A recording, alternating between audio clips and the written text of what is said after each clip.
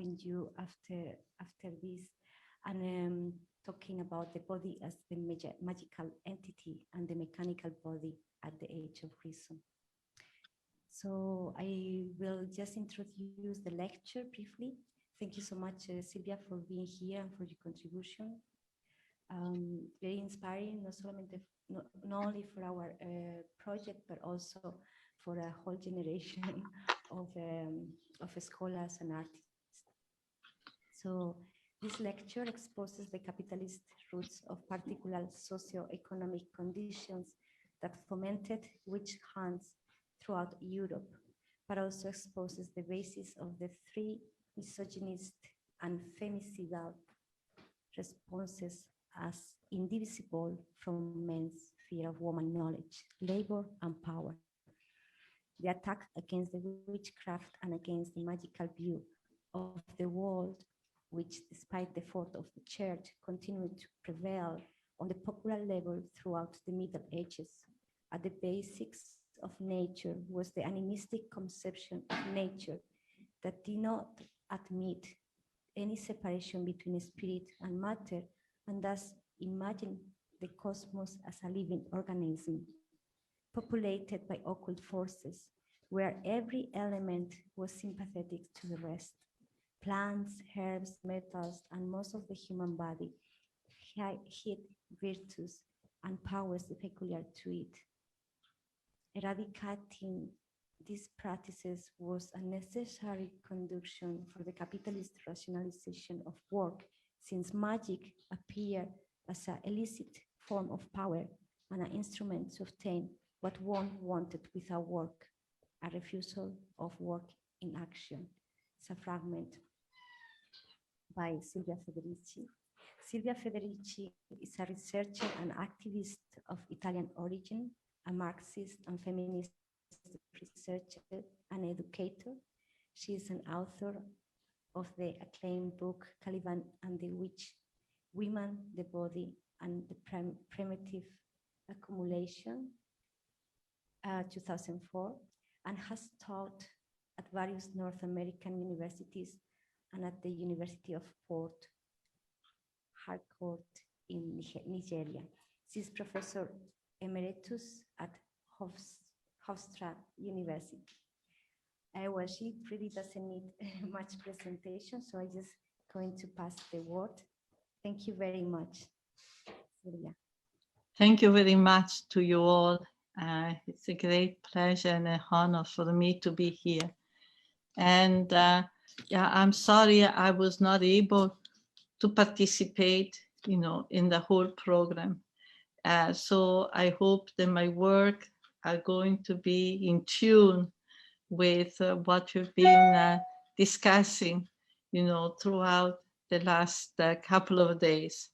Now, I think that, the topic, the subject of this encounter is especially important in this moment, because across the world, and certainly throughout Europe, the United States, we are now in the grip of another major epidemic, an epidemic that could have been completely avoided and was truly man-made, partially because of the dismantling of sanitary systems, but also mostly because of the conditions of living that are now prevailing. The destruction of agriculture. Agriculture has become a chemical industry. And the destruction of our immunity system. Destruction of the waters. We understand that the ocean now contain islands, if not continents of plastic. And the air we breathe is full of poison. So, and at the same time, we now see once again the triumph of medicine, the celebrated triumph through the creation of these various vaccines that perhaps will respond to some of the problem we're meeting, but at the same time represent a very mechanical response. They represent a conception of the body of the machine. The body as a factory. Now the body is going to be made to produce, this but and all that is being talked about is the vaccine. The vaccine is now the miracle cure. So I think we need to actually rethink a whole history, as we are engaged in different ways in processes of radical change of this society, of social relation at all levels. Nothing is essential as the question of healthcare, as the question of the body. And connected with it, of course, it's the contribution the women have given to it, to understanding the relationship between our body and the natural world, through the centuries to this day, and the price the women have paid for it. As you said in the introduction, very importantly, certainly one of the reasons for the witch hunts and for the charges that were moved against so many women that brought them, to be burnt alive at the stake, was the charge of being healers, was the charge of, basically using, knowledges, the secrets of nature in a way that is destructive of human life. So what I'm going to do today, in the time that I have, I'm going to give some pointers for, a study, a rethinking of this history, a rethinking of this history of the, basic relationship of women to the process of healing and to an understanding of the body, to an understanding of the natural world, and the forces that have contrasted this work, which have led, to the mechanization of our body and our alienation from the natural world, our alienation from our own body and the natural world. And, as we know, and now there is really an abundant, literature on this topic, that comes from different countries, different regions of the world. Women, because of their direct engagement with the reproduction of life, from time immemorial, and certainly we know with relevance to Europe, in the Middle Ages, were in fact deeply involved in whole healing practices. At the popular level, through the Middle Ages, we know, for instance, that women were the healers, the folk healers. You did not have the figure of the doctor, the figure of a medical profession, the powerful work, by Barbara Ehrenreich and the other English, midwife, healers, and nurses and healers. I think it's something that, everybody should read, because it makes the point, very powerfully, very imaginatively. So women were the healer. And in fact, we recognize now, that many of the herbs the women collected, many of the herbs that from India to every part of Europe, women collected or grew in their gardens, actually were herbs that continue to be extremely important, in our pharmacopoeia, and that we know that these herbs, for instance, had properties that enabled women also to exercise, not only to cure diseases, but to also exercise a certain amount of control over their reproductive capacities. For example, we now know that anise as a herb, was extremely important continues to be to activate the menstrual cycle, and in certain quantities, in fact, has abortive consequences. So that the image propagated by the official medicine that contraception has begun in the 18th century, and the capacity to control women's reproductive capacity had to wait for the development of the medical profession, and only in the 19th century we have the condom, which is really puts contraceptive control into male's hand. It's a fantasy. It's a fantasy because, in fact, since the early Middle Ages, women knew, what kind of herb to take. And we know that this has been true, for example, in slavery. This was true not only of Europe, but women, African women who were brought to the Caribbean island in the plantation and did not want to procreate children who would become slaves themselves, preferred to kill their children or to abort them rather than to see them become enslaved. They knew what to do. They knew, because from Africa they had learned, the property of herb plants, roots, and this profound knowledge of and direct contact with the natural world. We also know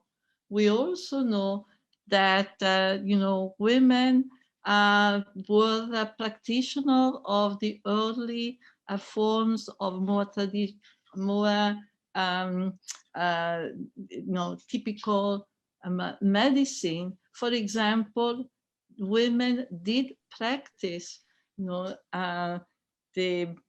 only they were the midwives, and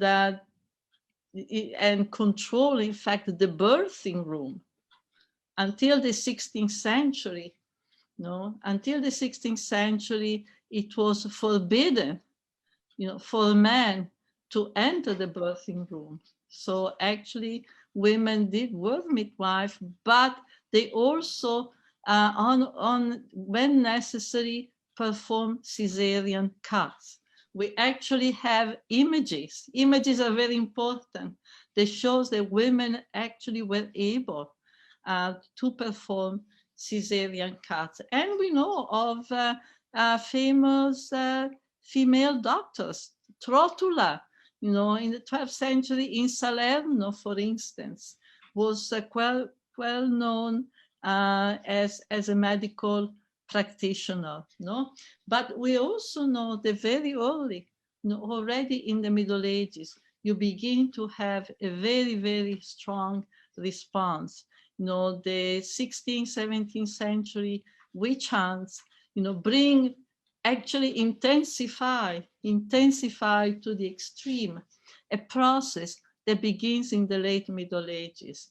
And there is no much time here to go into what is the context, but certainly we know that already, in the late Middle Ages, the institution, the church, the urban merchants, the feudal landlords and the urban merchants who really were a major part of the power structure of the Middle Ages, in a way began to see women as a danger.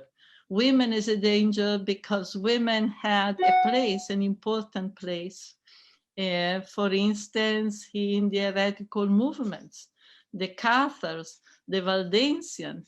For example, the Cathars, we know, and in the Cathar movement, women had a special place. They could even administer the sacraments.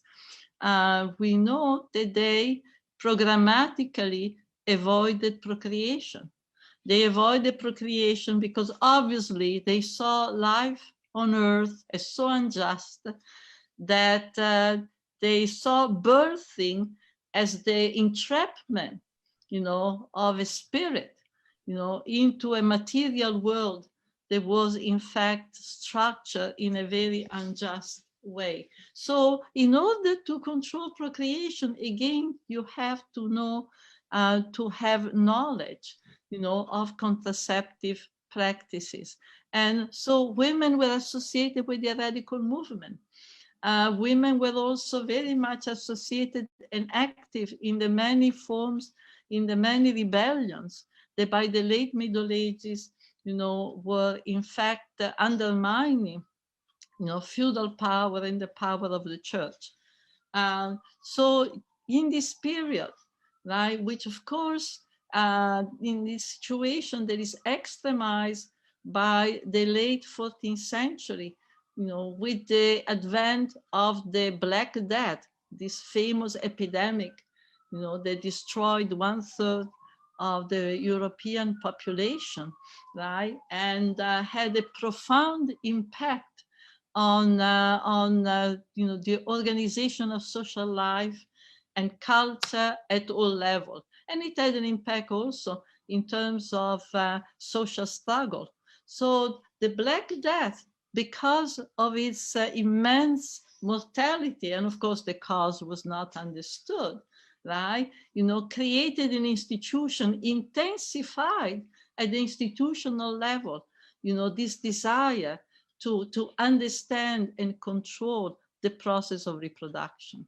The fear of the population began to generate this very intense, the intense project of domination of the female body, And in fact, you begin to see more and more, you begin to see an interest, the development of dissecting practices, the development of anatomy, which had been for a long time, right, considered taboo, because the church was very much against the opening of the body. And also a popular conception of the body as something magical, was horrified by the idea of dissection, because in fact the taboo against dissection has continued culturally in many societies for a long time. But particularly in Italy, and you begin to have the development of a medical profession. And what is very interesting in these new dissecting practices, which for a time were had to done almost secretly or in private, precisely because of some of the restrictions placed by the church. What is very interesting, and this is a whole thing to be studied more, is the concentration on the female body. So the bodies that are dissected are the bodies of women.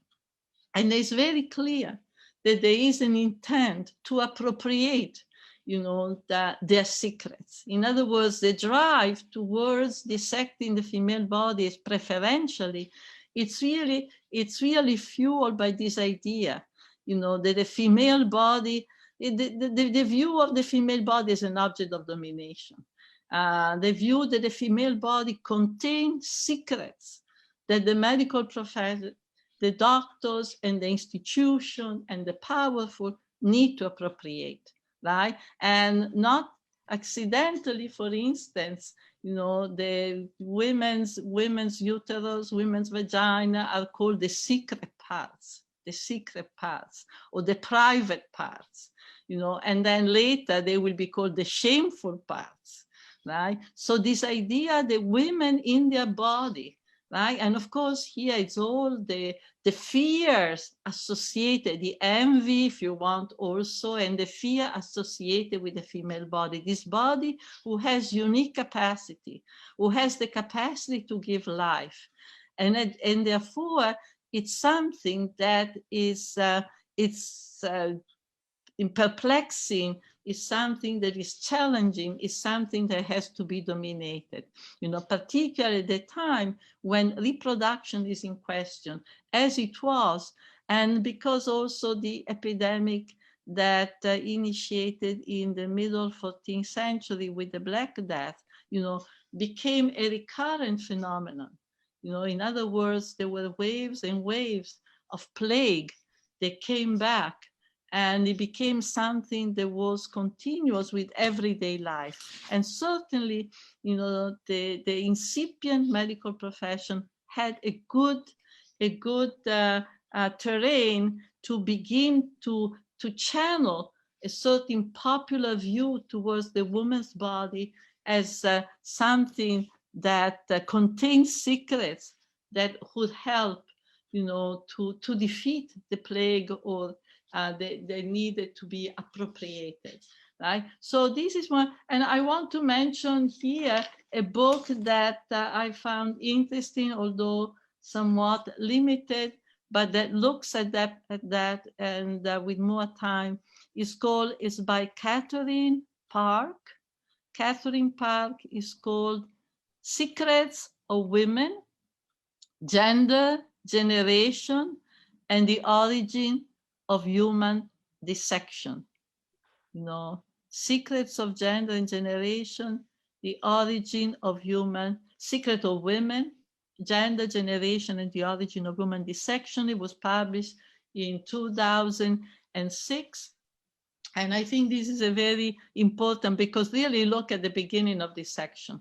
And of course, this idea of the secret parts and women's reproductive organs, as something that had to be controlled, dominated, and then in time more and more vilified. More and more vilified, is exacerbated later in the early 16th century by the appearance of syphilis.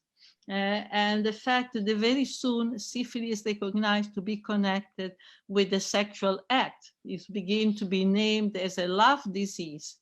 And here you see by the early 16th century a whole revival of conception of women's body as poisonous, the woman's body as poisonous, conception that predate the rise of capitalism, the rise of medical science, but the idea of the menstrual blood was a poisonous thing. In fact, in many societies, we know from anthropologists, in many societies there have been taboos, right, against men having sexual activity with women menstruating, because of this idea that the menstruation is something dangerous to men. Certainly with the spread of syphilis that begins at the late 15th century, all these fears are accentuated. And I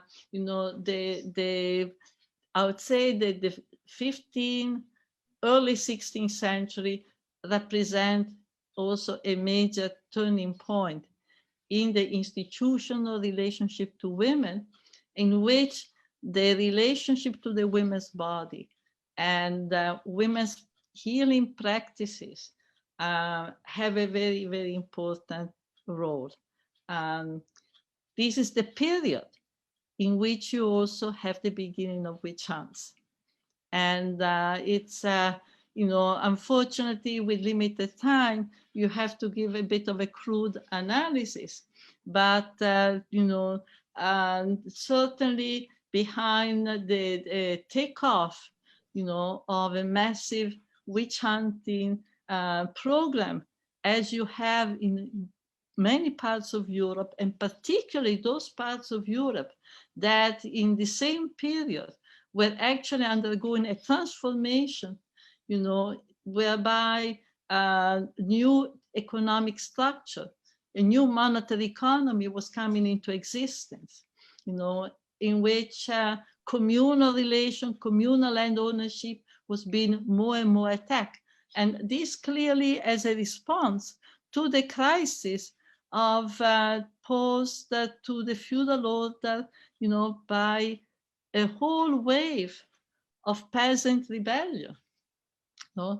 And as well, of course, as the dislocation caused by the Black Death, but certainly the fundamental element of crisis, in the late Middle Ages of the feudal order, is the fact that over and over and over in different parts, you have a tremendous amount of rebellion, to the point that by the 15th century, you even have peasant armies. You even have a kind of warfare, a class warfare that brings an end to serfdom, right? And forces new rights, you know, for artisan, for the peasantry, and simultaneously you have a response, and the response, colonial conquest, you know, the colonization, expulsion of the peasantry from the land, right? All those elements that within 2 centuries begin to create a capitalist system. And as I've argued in Caliban and the Witch, you know, a strong central element in this is the process of witch hunting, right? And it's very interesting when you begin to think of the witch hunt and how, and witch hunting, it's really a war on women. You know, more and more, 90% of those who were persecuted and those who were executed were women, right? And in fact, there is a famous, you know, Scottish historian, women's historian, Christina Larner, who has said that to speak of men in relation to witch hunting is really a distraction, because it's very clear that the witch was a woman, and she was portrayed like that in all the demonology. It was portrayed like that in the trial. And it's very important, because one of the key elements or the key charges against the woman insofar as a witch is precisely her relationship with nature, her relationship with the body, her relationship with animal. You know, the witch is the woman who, in fact, is a healer. Most of them were healers. She's accused of using her healing knowledge, of using her knowledge to actually kill people, and in particular to kill infants, to prevent conception, to make men impotent, to use contraceptive methods and cause abortion and infanticide, right? So the actual reproductive crime, you know. So what is being put on trial? What is being put on trial, and what is destroyed in the destruction of the body of the woman at the stake? What is being put on trial? It's really, you know, a whole female, you know, a whole female figure.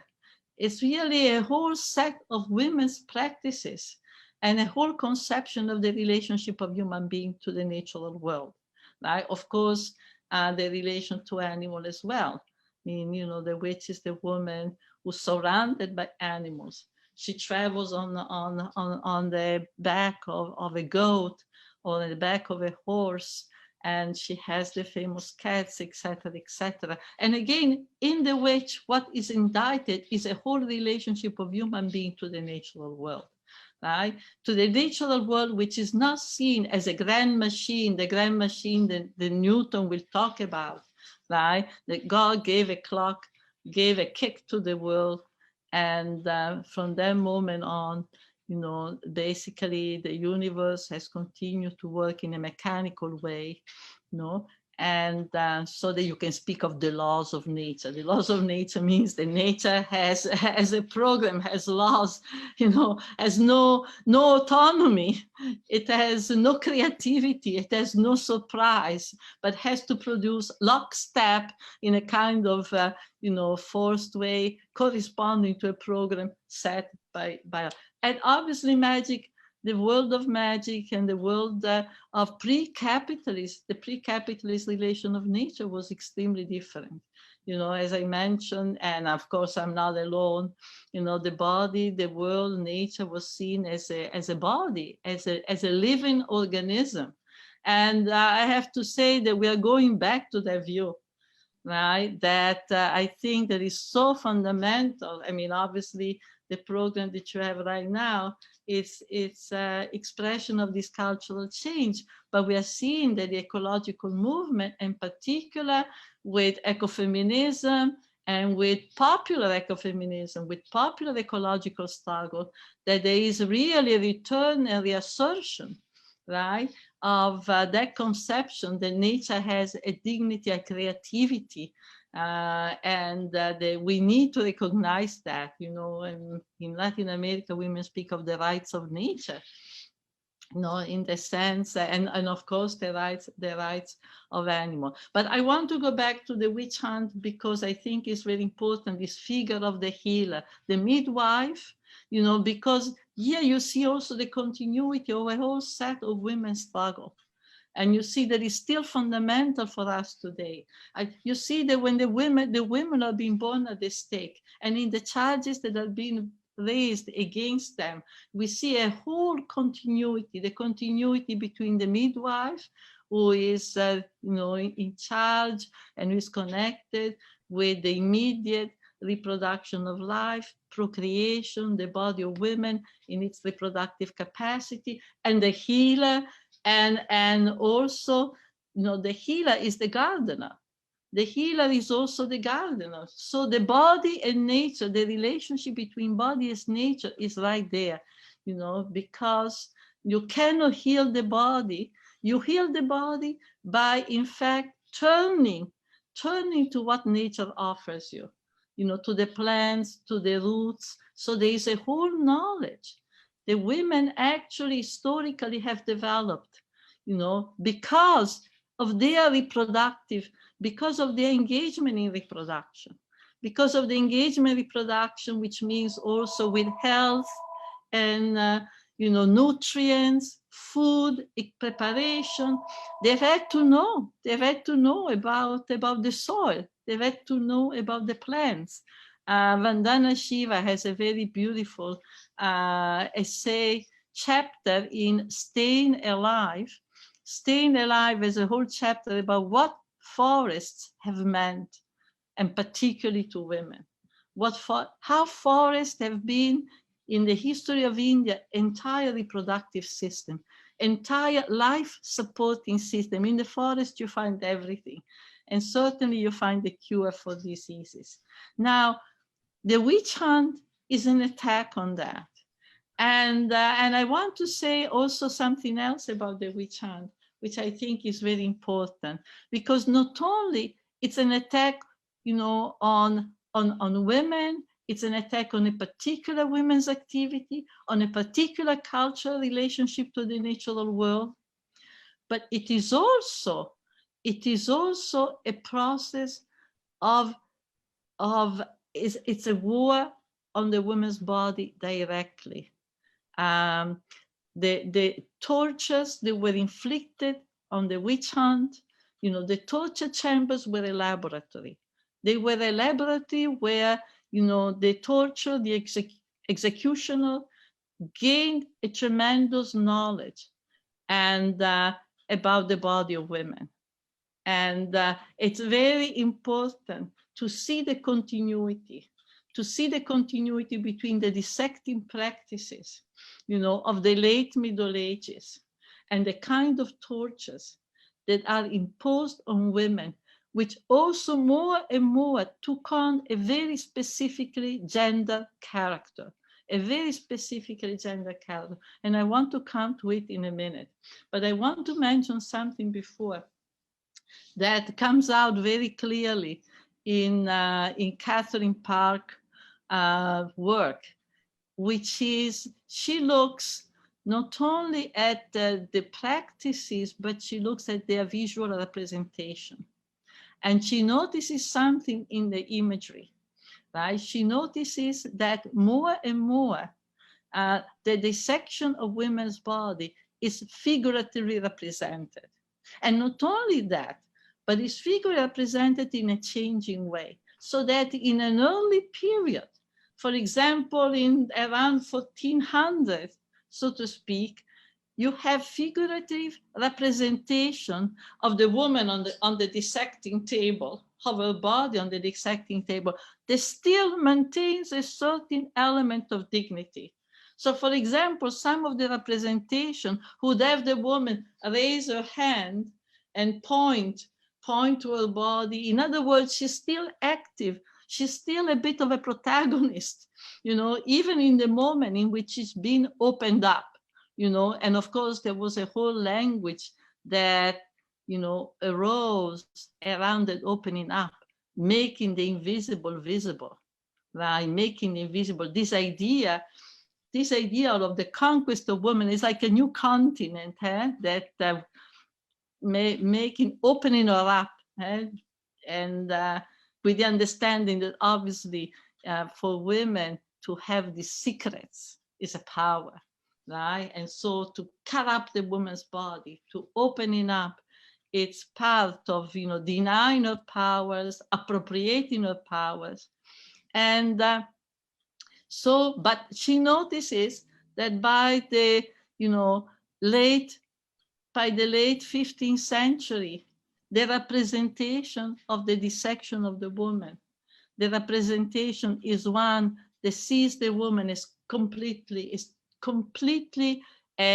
dominating and humiliating, right? She's totally passive. Her body is sprawled on the table. Her legs are sprawled, right? And you know, as typical as I introduced one of these images from Vesalius, the corporeal manufactory, you know, the factory of the human body, which is so, to me, it says it all in a way. I don't know if your readers could see, because it's so violent. Maybe if you, it's so violent because here you have the surgeon, who is looking, the woman is totally passive, inert, dead, and you have all these male gazes, right? And the surgeon is the conqueror, is a conquistadores, you know. It's like you know, and all these men, it's a picture of an amazing violence, and you want to connect that to what was taking place in the torture chambers. You want to connect that where, for example, not only women's shoulders were dislocated, you know, but more and more the proof of their demonic existence was the finding of the devil's mark. And in order to find the devil's mark, women have to be stripped naked, they had to be shaved all over their body, and then the devil's mark was supposed to reside in the so-called shameful part, in the so-called private part. So you can imagine, it's hard to imagine something of a deeper violence and something more destructive and terrorizing and humiliating than to be in a torture chamber, understanding that the only way out of it will be to be burned alive at the stake, and having all this man with long needles pricking your body in search of the mark of the devil, which was sufficient, in fact, to label you as a witch, right? So I think I want to stress how deeply important it was, you know, the procedures of the tortures. The procedures of the torture were not, clearly they were not directed, you know, to discover any truth. Torture is never, the contrary, very good, very good. Contrary to what may be asserted, tortures have never been intended to discover any truth, right? They are intended as forms of terrorism, of terrorizing people, and as a form of destruction, of humiliation. And this is what, but in the case of the witch hunt, you know, in the case of the 16th century, they were always a laboratory of experimentation, of knowledge, of gaining knowledge, you know, about women's body, how the body responds under extreme pain. And so in a way, the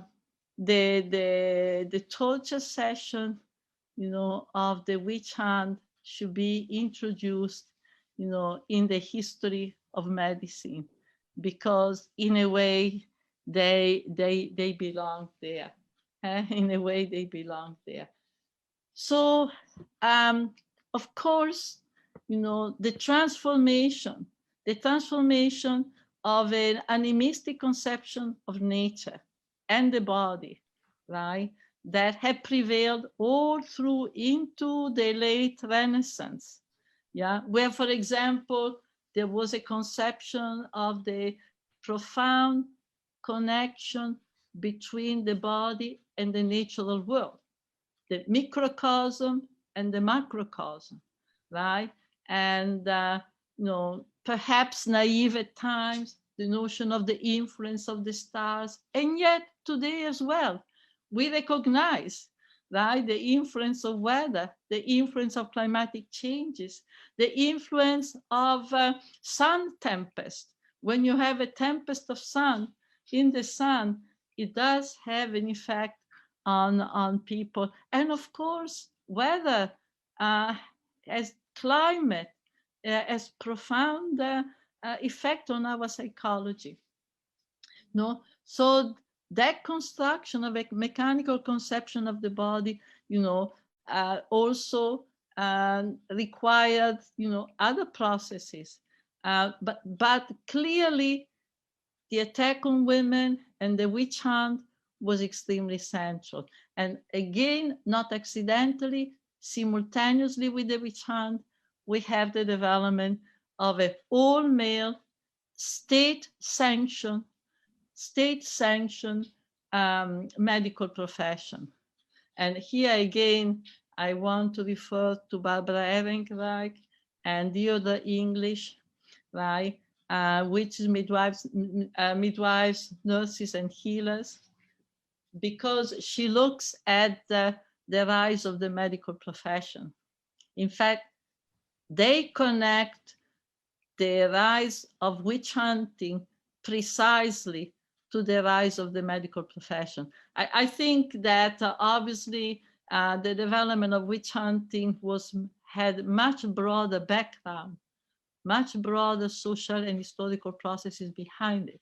But I think it's very important the way they look, at side to side, the history of the persecution of the witches and the history of the rise of the medical profession. And with the rise of the medical profession, it meant the devaluation, the demotion, the removal of a whole wave of female character, the folk healer, the midwife, right? And a change in practices and the values attached to the practices. For example, when in the birthing room there was a problem, the fear that either the mother or the child would die, preference traditionally was given to the mother.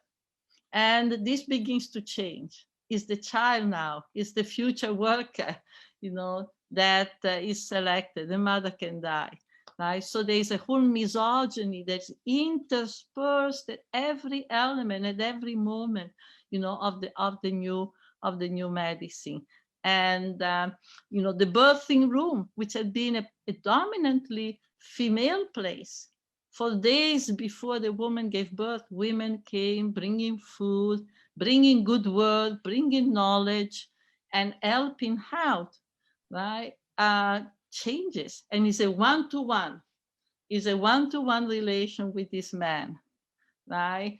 And, of course, the battle, women's battle to keep their midwives has continued into the 19th century.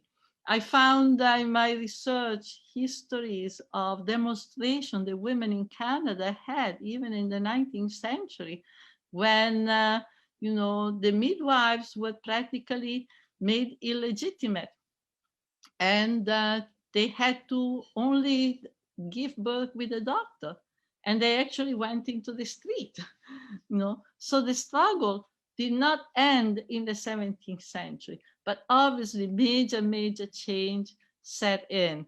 And with the presence of the doctor, you begin to have, the development of birthing methods that are really extremely destructive from a medical viewpoint. For example, in most society and most historical period, women have given birth squatting, because in that way they could exercise all the power of their kidneys and their legs, whereas the prone position is a position that only asserts the dominance of the doctor and only makes things easy for a doctor. The woman has no place any longer. A woman described, in recent years, her giving birth, and she spoke about being crucified to the bed, totally hooked up to gadgets, right? Completely passive. And, she was also given an epidural injection. So practically this very magical moment that for most women will probably be one of the most important moments in their own life, which under different conditions is supposed to be even orgasmic, right? Actually is a moment of terror for most women. For most women, it's a moment of terror, a moment of humiliation. So much so that today, for example, in the United States, many women, particularly in the Black community, in the immigrant community, who have a whole history of really very, very negative relationship with the medical profession, insist of not going alone, right, to give birth, insist on going with the doula. And the doula is the one that basically ensures that things will not be done to you that damage you, and that you don't have in that important moment in your life to actually divert your attention from your body, because you have to fight with a doctor who is trying to impose his will on you. So I think that, we need this history. We need this history because this history is relevant to the present. And in whatever time I have left, I also want to bring another piece of history that is very important, to this discussion, which is that, not surprisingly, and here is particularly the United States, by the early 19th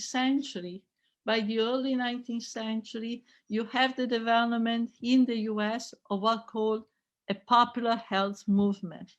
In the 1820s, 1830s, 1840s, a popular health movement that was completely disgusted with the doctors of the time, who mostly were rich people who knew very little.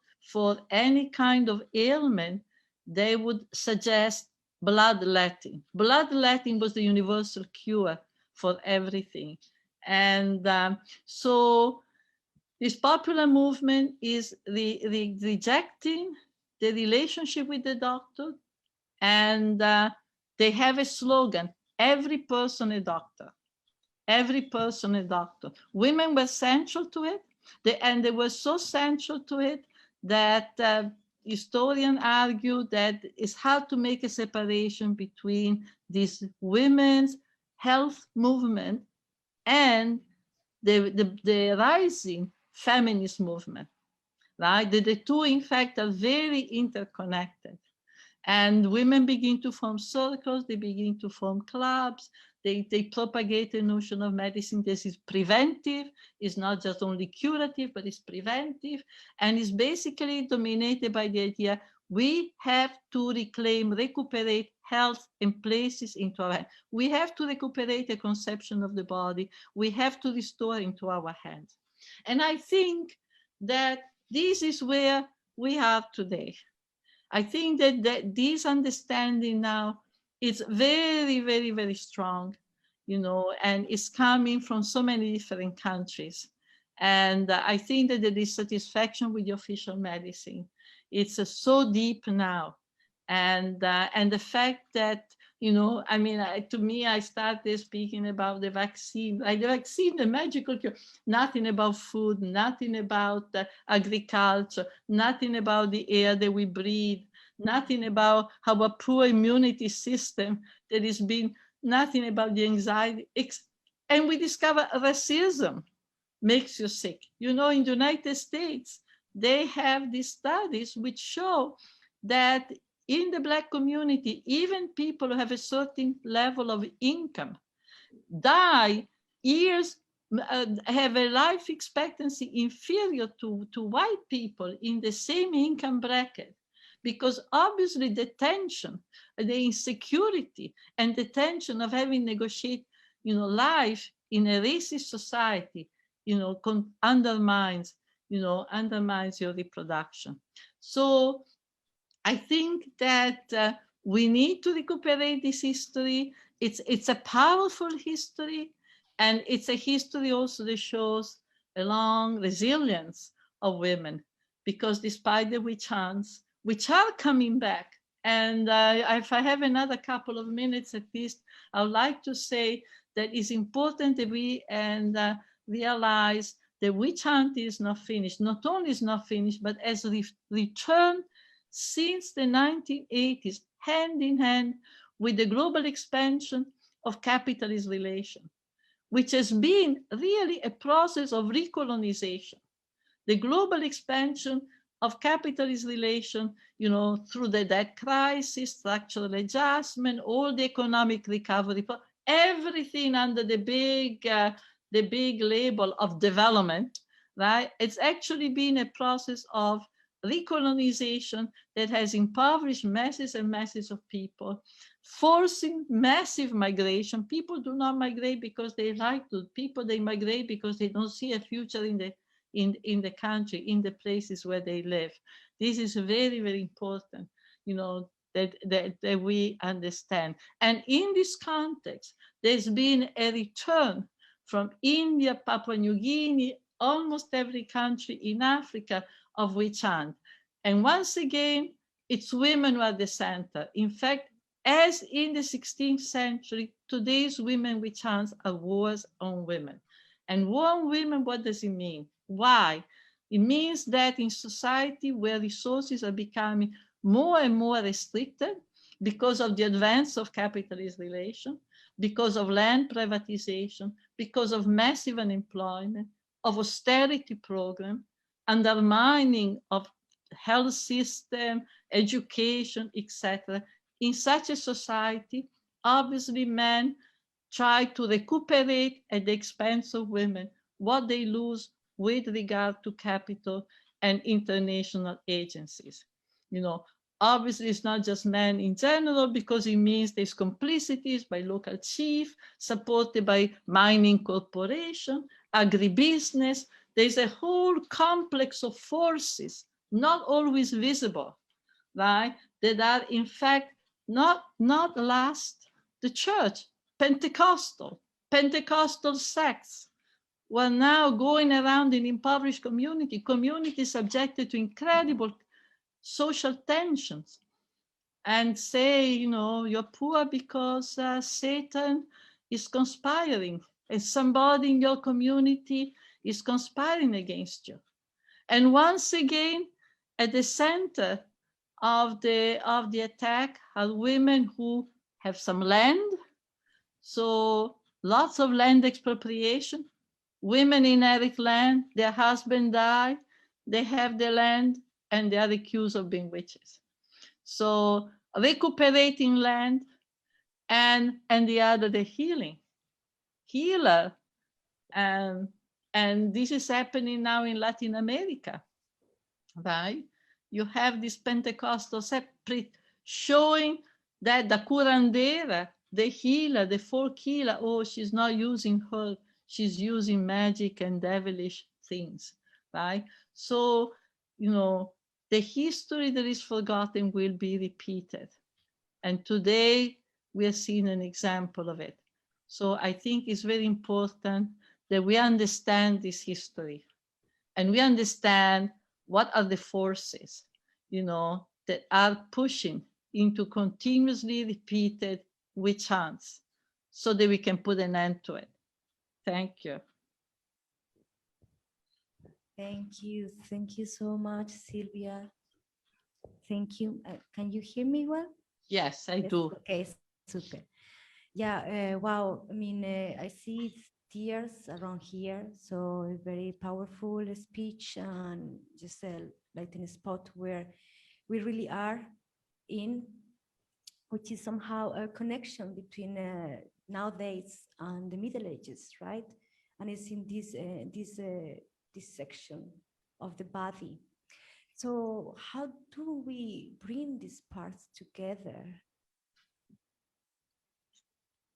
How do we bring? I think that this is what exactly, I was thinking of the women in the Middle Ages, so both were fighting against the, local landlords on issues of land. They were fighting against the church and saying, why the church has property? Jesus did not have any property. Why the church is ruining the peasantry with the famous tithes? And they were also using herbs in their garden.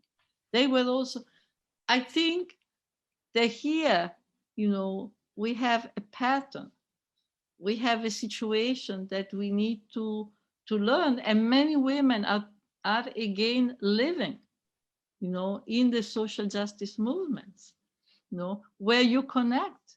You struggle against social injustice, but also with the struggle, a constructive struggle that not only denounces what is being done to us and the lack of medical care and the lack of this and the lack of that, but also at the same time reappropriates knowledges and reappropriates spaces and practices. And I think it's very important, because one of the dangers when, for example, we speak of the defunding or dismantling of sanitary system, which clearly is one of the factors in the spread of COVID, right? Is the danger is then saying, oh, now we want the state. Yes, but we want to control, for instance. We want to be able to control. The struggle is not to say, let the state decide on our health. The state controls a tremendous amount of social wealth. And in that sense, we cannot ignore the state.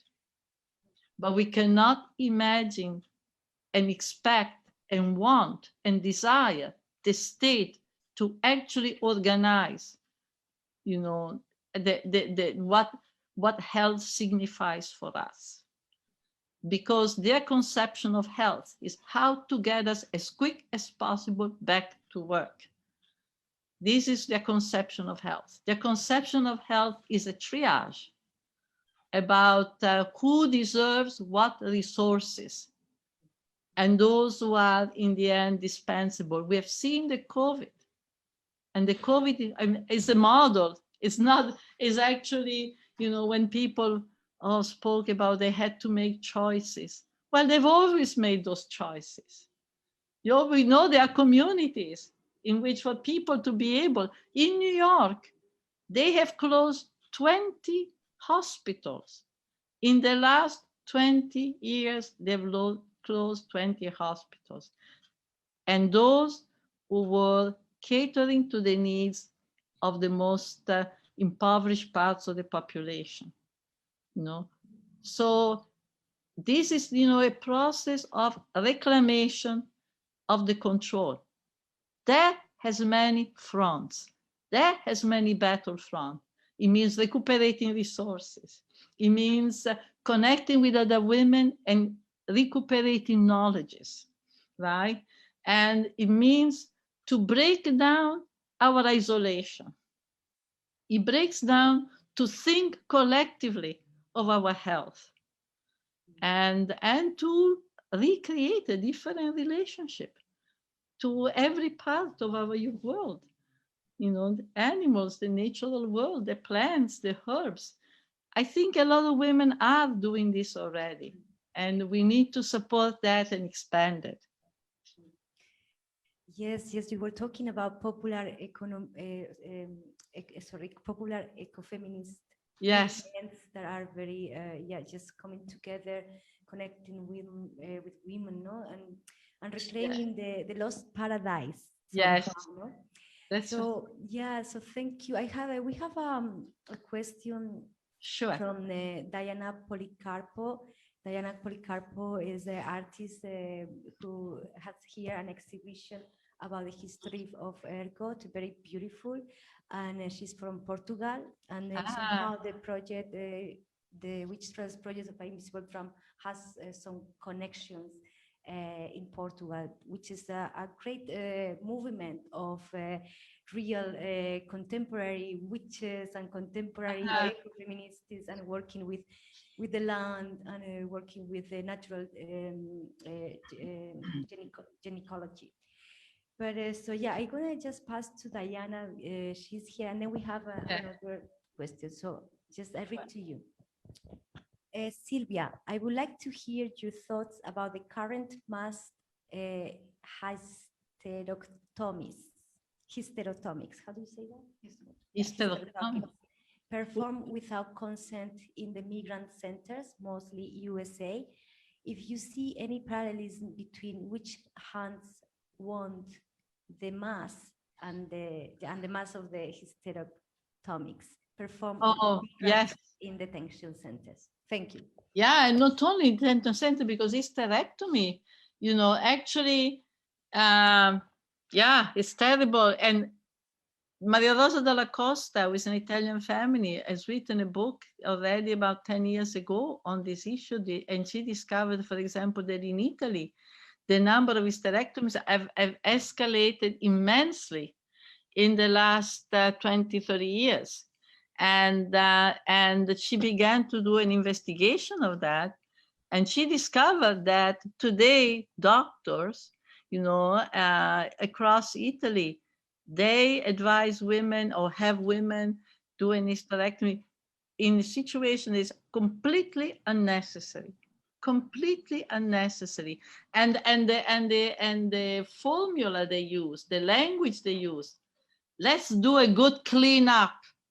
Let's do a good cleanup, you know, and they do it, you know, so get away with the uterus, right? It's almost of course, this is a very destructive from a healing point of view. The uterus is very important for women, but they talk about cleaning up, you know, as if it was the shameful parts again, right? So we have noticed in the United States too, then the number of hysterectomy has gone up. And of course, migrant detention centers, these are all places of experimentation. And not only hysterectomy, but sterilization. In California, for example, turns out that for a number of years, a lot of women in prison have been sterilized.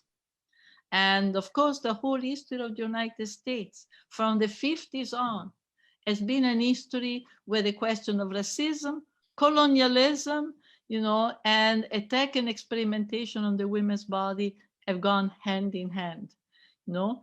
And for instance, the pills were all experimented, you know, in Latin America, Puerto Rico. And when you go, you know, south of the US, you find, or in Black community in the US, you find that the contraceptives that are being pushed, you know, by medical agents are Depo-Provera. They are all contraceptives the women could not control. They inject them into your arms and you cannot control. Yeah? And so Norplant, Depo-Provera, even though they are known to have very serious consequences on women's health, but then, you know, they are dismantling. And so it's part of a whole basically sexist, misogynist, and racist syndrome that is still very dominant in the medical profession. It's still very, very much part of the sinews of institutional medicine. And I work with a group of women, and we call ourselves Feminist Research on Violence. And we just published a pamphlet that actually I can send you in PDF or even in a, and it's called The Criminalization. It's a pamphlet on an issue that it's very, it's poorly known. it's a criminalization of pregnancy, which means that in several states of the United States, they have passed fetal protection laws. Laws that protect the fetus. The fetus is being declared a person, a legal person, even after two weeks of conception, when it's already a person. And if the case goes to court, it's given a lawyer. So this sets up a situation where becoming pregnant for women, it's dangerous. At least if you are a woman who cannot afford to go to a private clinic. If you can afford to go to a private clinic, no problem. But if you go to a publicly funded hospital or clinic, then it's dangerous. Why? Because now in many states, the doctors and the nurses have the duty to report to the police the results of the test, of blood test. So if your blood test has something that appears abnormal, the nurse or the doctor has to call the police. That means immediately you are subject to being arrested. And so there is a conflict which is being set up. The fetus is used to attack the mother. Literally, the fetus is used. Protecting the fetus means that if the woman, for instance, if she's in a car accident, women have been arrested for being in a car accident for reckless behavior. Or you take drugs, even medicine that are useful for your health. You can now be accused of jeopardizing the fetus. So there is a barrage of practices that are totally misogynist, and in a way you can see them as continuous, with the mentality and the goals of witch hunting. Yes, so we have, we passed 5 minutes, but we have 2 questions. So do you think we have time for it? Yes, sure. Yes, 2 questions, sure. Yes. Okay. So we have from the participants in the online. Could you say something more about the excessive use of hormones in contraceptives and its medication for menopause? Oh, yes. Well, that's again is another, it's all continuous, right? Because the damage that's done with the pills, in particular with this new kind of contraceptive, like Norplant and Depo-Provera, which are really very destructive. The parallel is what is done, with the question of hormones, I would advise women not to take them at all, because now we have a generation of young women in their 40s who now have cancer and very aggressive forms of cancer, and especially in their reproductive organs. And one connection that is often been made is that these hormones that their mothers took and they were told, oh, they're completely safe, in fact, are the cause, So, and I've become very distrustful, over the years of the claims of the pharmaceutical companies. And we have seen the COVID, how scandalously mercenaries they are, scandalously mercenary. We understand, for instance, I didn't know, I just learned the last couple of days that many Latin American countries have not bought Pfizer or Moderna because when they were going to buy this vaccine, the company said that they had, to put as a collateral all these properties.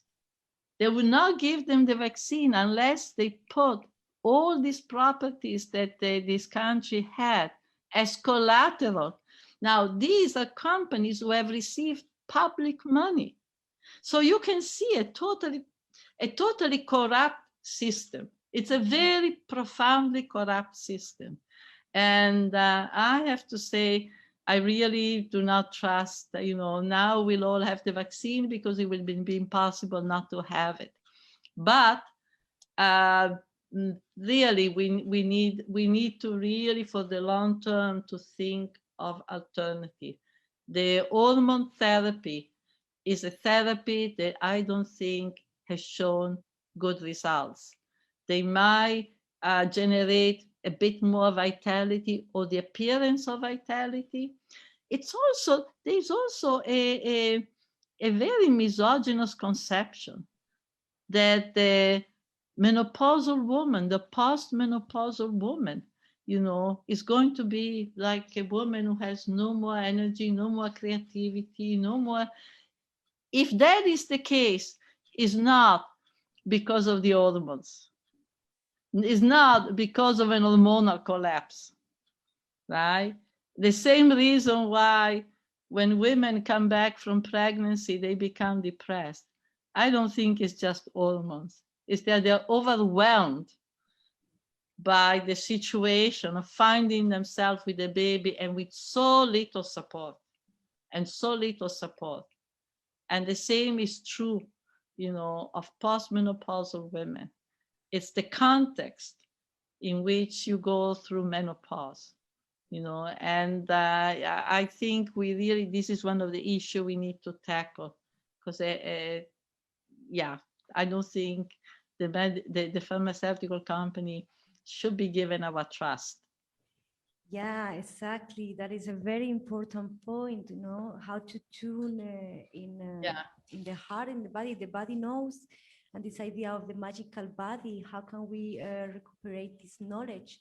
Because the body tells you when something is not good for you. Of course. How to unify the reason with the heart and with the body, that is something to take further.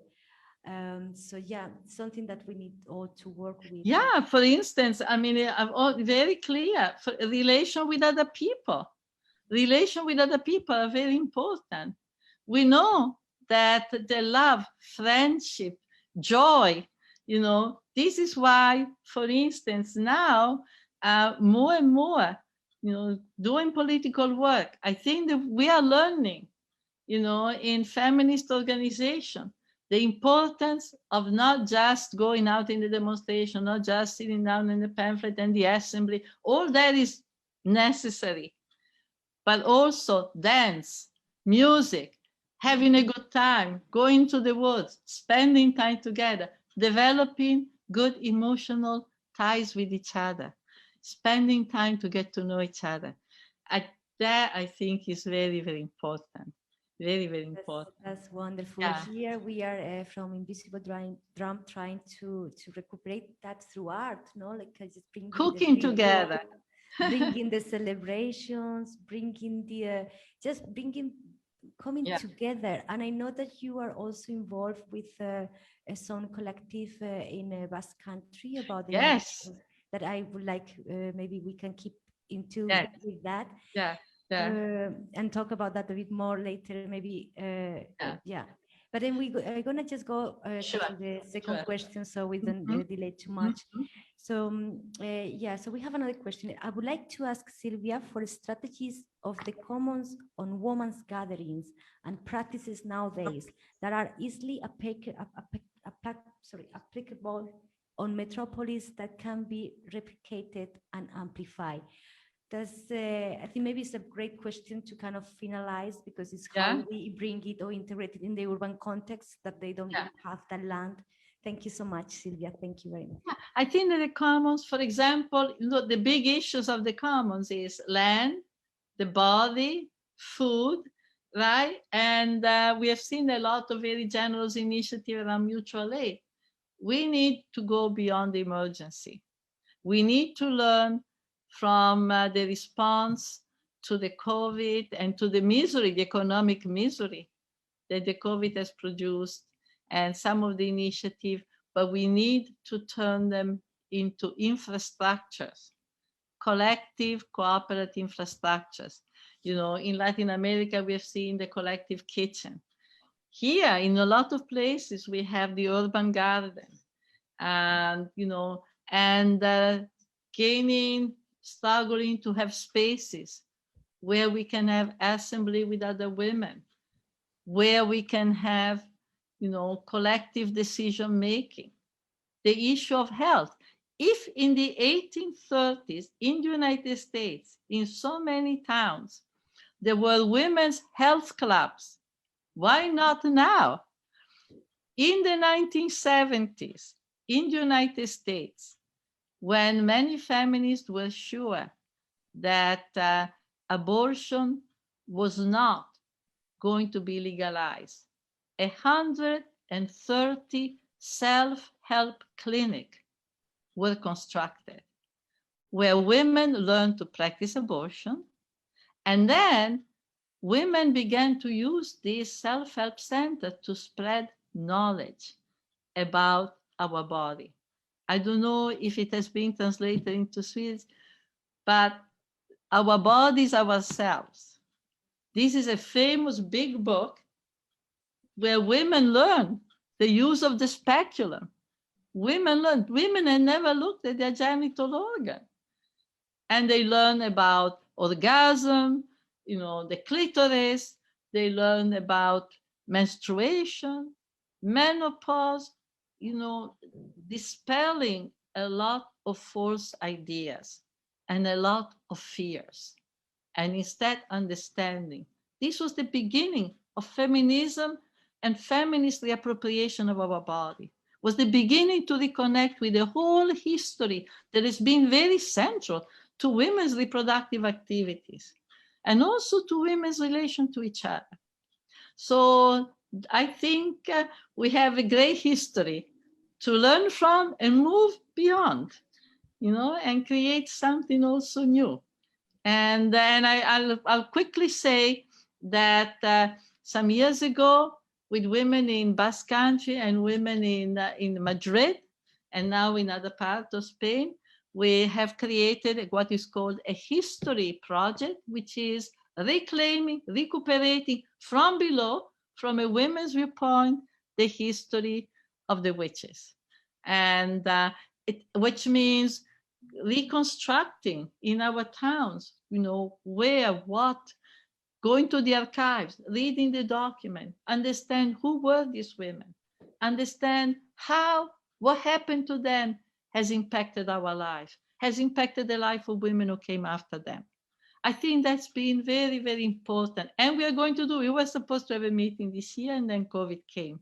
But we are going to have one either in the fall of 2021 or in the spring of 2022. And I will definitely tell you, and you have to come. Yes. I was about to, last time you were there, I was in your conference and I was about to assist to when you went to the north, but I couldn't because of work. So it's been there, and I think we should somehow weave together. That's right. Because it's coming together also with Portugal.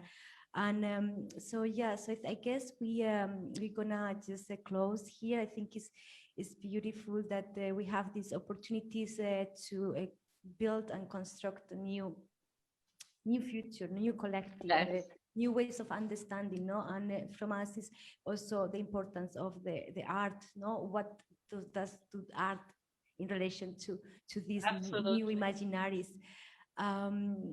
So to say that, I will just formulate a question, not to answer, but just to leave out there as a seed and see how actually what is the role of men in these new imaginaries together with women. Thank you very much, Sylvia. Thank you so much to you all, and all the best. All the best. We keep in touch. Thank you. Bye. I'll just say thank you again to Sylvia, and that we are having a break now until 7 o'clock with when we start with program 4, Artist Curator Conversation and Book Lounge with Diana Policarpo and Stephanie Hessler, Fungi Witches and Sexual Health Justice, with an introduction by Guilherme Blanc. So you're very much welcome to join us again when we are on at 7 o'clock. Thank you so much for being here and listening. and for your questions.